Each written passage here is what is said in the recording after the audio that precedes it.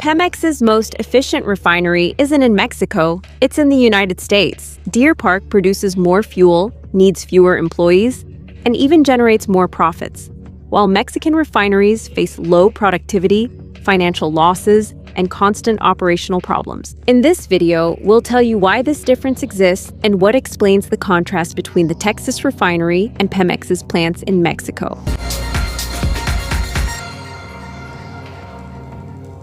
The Deer Park refinery was acquired during the administration of Andrés Manuel López Obrador as part of the strategy to achieve the country's energy self-sufficiency. Located in Texas, in the United States, this plant has become one of Pemex's most productive facilities by producing twice as much fuel as Mexican refineries while using a much smaller workforce. Specifically, Deer Park has only 960 direct employees. With this staff, it produces around 287,000 barrels per day of gasoline, diesel, and jet fuel, and operates at 84% of its installed capacity. The difference is clear when compared to the national refining system. Altogether, the 6 Pemex refineries in Mexico operate at only 37% of their capacity and require many more workers to produce fewer fuels. For example, the Tula refinery produces 170,000 barrels per day with 3,400 employees, while Dos Bocas generates 146,000 barrels with a workforce of 1,700 workers. The same trend can be seen in the rest of the facilities. Salina Cruz produces 100,000 barrels per day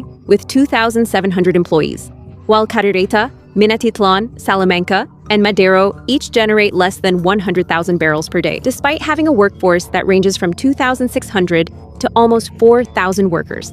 The difference in productivity is also reflected in Pemex's finances. During the first quarter of 2026, the company reported a net loss of 46 billion.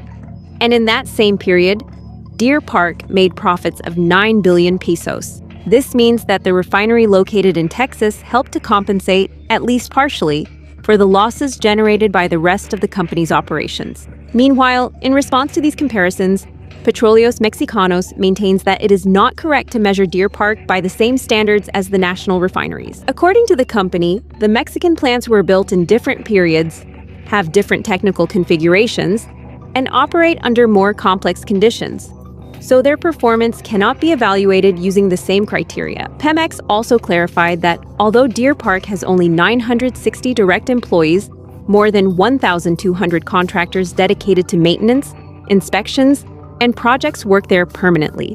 So in total, around 2,200 people work there every day.